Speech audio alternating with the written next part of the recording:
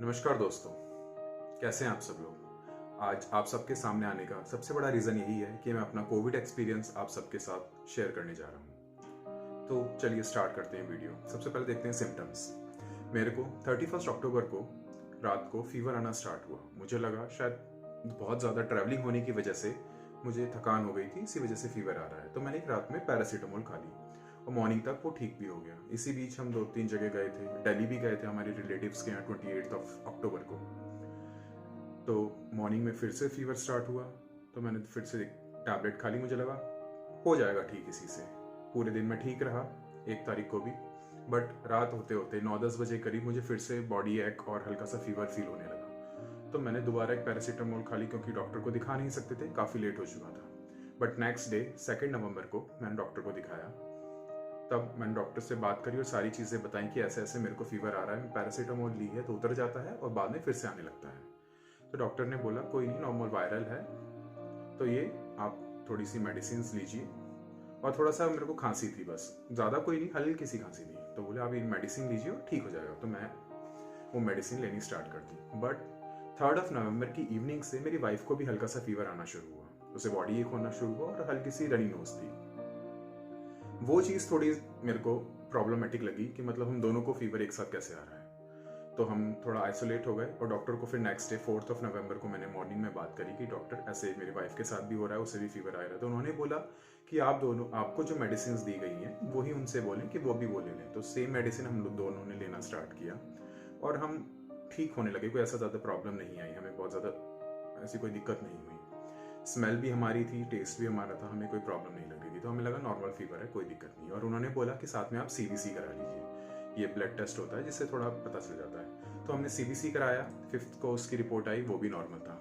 But क्या हुआ, 5th की इवनिंग में हमारे रिलेटिव्स का फ़ोन आया, जिनके यहाँ हम 28 अक्टूबर को गए थे, कि उनके यहाँ सारे लोग कोविड पॉजिटिव हैं। तब हमें डाउट हुआ कि ये जो हमारे साथ हो रहा है, मतलब फीवर आ रहा है, ये थोड़ा सा कफ हो रहा है, वो मे बी इसी वजह से हो सकता है। तो हमने 6 नवंबर को टेस्ट कराया, 7 को रिपोर्ट आई और वो पॉजिटिव थी। मेरी सीटी वैल्यू 27 थी और मेरी वाइफ की सीटी वैल्यू 22 थी। अब ये सीटी वैल्यू क्या होती है, ये मैं आपको सेपरेट वीडियो में बताऊंगा डिटेल में। जब हमारी कोविड रिपोर्ट पॉजिटिव आई तब थोड़ा टेंशन हुआ, बट डॉक्टर बोले कि आपको ज़्यादा टेंशन लेने की ज़रूरत नहीं है, आपका जो कोविड है बहुत माइल्ड है, क्योंकि आपकी सीटी वैल्यू 27 है और आपकी वाइफ की वैल्यू 22 है।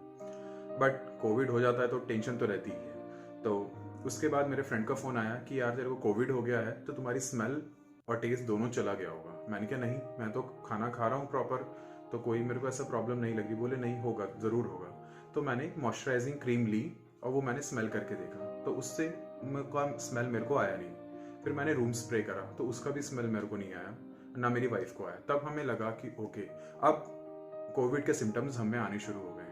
तो मेरा जो सिम्टम्स था वो फीवर था, कोल्ड कफ था और बॉडी की एक वीकनेस तो थी, और मेरी वाइफ को फीवर था और रनी नोज थी, और वीकनेस हम दोनों में बहुत ज़्यादा थी। बट एक चीज़ का हमें ये रिलैक्स था कि हमारे घर में कोई छोटा बच्चा या कोई बुजुर्ग इंसान नहीं था, हम दोनों ही थे और हमें भी बहुत माइल्ड सिम्टम्स ही थे। अब देखते हैं मेडिकेशन। जैसे ही हमारी कोविड रिपोर्ट पॉजिटिव आई तो डॉक्टर ने लंबा सा प्रिस्क्रिप्शन हमें दे दिया, जिसमें काफ़ी सारी मेडिसिन थी, एंटीबायोटिक, एंटीवायरल, मल्टीविटामिन वगैरह काफ़ी सारी थी। मल्टीविटामिन्स में vitamin D, vitamin C, vitamin B complex, zinc जैसी दवाइयाँ थी, और आइवरमेक्टिन जो एक एंटीवायरल कोविड में मोस्टली चलती है, और डॉक्सीफाइलिन वगैरह काफ़ी सारी दवाइयाँ थी। बट आप सबसे मेरा रिक्वेस्ट यही है कि किसी भी बीमारी में, इवन कोविड में, कोई भी सेल्फ मेडिकेशन ना करें, अपने डॉक्टर की सलाह ज़रूर लें। हमें ये रिलैक्स था कि हमारे सिम्टम्स बहुत माइल्ड थे, तो उसके साथ साथ डॉक्टर की दवाइयों के साथ साथ हमने कुछ आयुर्वेदिक दवाइयाँ भी अपनी रूटीन में ऐड करी, जैसे आंवला जूस, कोरोनिल किट जो पतंजलि की आती है, और हनी, होममेड काढ़ा और सीतोपलादी चूर्ण, क्योंकि मेरे को खांसी थी तो इसलिए वो भी हमने अपने डेली रूटीन में ऐड करा। काढ़े की जो रेसिपी है जो कोविड में लिया जाता है, उसके लिए मैं सेपरेट वीडियो बना दूंगा, और कोरोनिल किट के प्रोडक्ट रिव्यूज़ में मैं आपको दूसरी वीडियो में बताऊंगा। तो ये सब चीज़ें हमने अपने डेली रूटीन में ऐड करी, और साथ ही स्टीम, गार्गल और हॉट वाटर, ये हम रोज पूरे कोविड पीरियड में करते थे। इवन हमने ये 25 डेज तक ये रूटीन फॉलो करा है। तो आप सबसे भी मेरा रिक्वेस्ट है, यदि किसी को ये प्रॉब्लम लगती है तो हॉट वाटर, स्टीम और गार्गल ये मस्ट है, इसे आप कभी भी ना छोड़ें। अब डाइट प्लान देख लेते हैं। ये एक नॉर्मल डाइट प्लान है जो कि हर कोविड पेशेंट फॉलो कर सकता है, बट इस ये एज पर the severity of covid change हो सकता है। इसमें सबसे ज़्यादा ज़रूरी है हॉट वाटर, जो कि आपको हमेशा हॉट वाटर ही लेना है क्योंकि आपका गला कभी भी सूखा नहीं रहना चाहिए। गार्गल 2 टाइम सुबह और शाम को, मतलब सोने से पहले, बहुत ज़्यादा ज़रूरी है। और स्टीम आप दिन में 2 से 3 बार लें। जितना ज़्यादा लेंगे आपके लिए फ़ायदेमंद है, बट 2 से 3 बार लेना बहुत ज़रूरी है। मॉर्निंग में जैसे हम उठते थे, गर्म पानी पीने के बाद आंवला जूस लेते थे। उसके बाद हनी के साथ सीतोपलादी चूर्ण, जो कि खांसी के लिए काफ़ी फ़ायदेमंद था, कफ दूर करता है। उसके बाद जो भी दिन जैसे आपका आगे बढ़ता है, आप ब्रेकफास्ट करिए। हमेशा लाइट फूड और लिक्विड डाइट लेने की कोशिश करें। ज़्यादा हैवी चीज़ें ना खाएं जो डाइजेशन में आपको प्रॉब्लम करें। उसके बाद दिन में 2 बार काढ़ा लें, जो कि बहुत फ़ायदेमंद है, जिसमें गिलोय, अदरक, पान, काफ़ी सारी चीज़ें हैं जो मैं आपको बताऊंगा बाद में, वो लें। च्यवनप्राश लें, वो भी इम्यूनिटी बूस्ट करने के लिए एक बहुत अच्छी चीज़ है।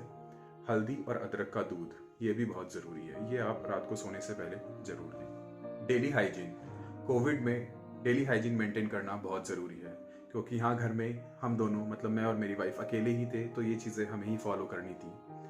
तो हम जो भी कपड़े यूज़ करते थे, जो पहनते थे, उसे हम डेली बेसिस पे डेटॉल और डिटर्जेंट डाल के साफ़ करते थे। इवन जो बेडशीट हम ओढ़ रहे हैं, बिछा रहे हैं, या पिलो कवर्स हैं, उन्हें भी हम डेली बेसिस पे डेटॉल से और डिटर्जेंट से साफ़ करते थे। और कुछ कपड़े हमने अलग से सेपरेट कर लिए थे, क्योंकि कहीं बाहर आना जाना तो था नहीं, तो वही कपड़े हम यूज़ करते थे पूरे कोविड पीरियड। और जो भी क्लोथ्स थे, कपड़े थे, उन्हें हमने टच नहीं करा। अलमीरा को कभी हाथ ही नहीं लगाया पूरे कोविड पीरियड में। इवन जो भी सरफेस हैं, हम अवॉइड करते थे ज़्यादा से ज़्यादा किसी सरफेस को टच करने के लिए। बट यदि कहीं करना भी पड़ रहा है तो हम दिन में 2 बार पूरे घर को, डोर्स को, कुछ टेबल, जो भी हम चीज़ें टच करते थे, उसे डिसइंफेक्टेंट स्प्रे से साफ करते थे। और इवन जो भी चीज़ें हैं किचन में हैं, ड्राइंग रूम में हैं, बेडरूम में हैं, हम अवॉइड करते थे कहीं जाएं या उन्हें छुएं। इवन सबसे बड़ी बात यह है कि मेरी वाइफ ने कोविड पीरियड में कोई भी कॉस्मेटिक आइटम तक को टच नहीं करा। Psychological condition during Covid period, तो मैं आपके सामने अपनी साइकोलॉजिकल कंडीशन शेयर करने जा रहा हूँ। जब हमारी रिपोर्ट आई 7 नवंबर को कि हमें कोविड है, तो एक बहुत ज़्यादा घबराहट सी हुई, डर सा लगने लगा। बट डॉक्टर ने बोला कि आपका कोविड बहुत माइल्ड है और आपको सिम्टम्स भी बहुत ज़्यादा नहीं है, तो आपको टेंशन लेने की ज़रूरत नहीं है। बट एक कोविड पॉजिटिव होने का साइकोलॉजिकल प्रेशर बहुत ज़्यादा होता है। तो उसके बाद एक 8 नवंबर को हमारे व्हाट्सएप पे डिस्ट्रिक्ट एडमिनिस्ट्रेशन ऑफ गुड़गांव का व्हाट्सएप आया। उसमें एक जूम मीटिंग होती है, उसका एक लिंक था और उसका एक टाइम पीरियड होता है, तब वो मीटिंग होती है। तो वो हमने ज्वाइन करी। 9 नवंबर को हमने मीटिंग ज्वाइन करी और वहाँ पे हमारे बहुत ज़्यादा डाउट्स क्लियर हुए।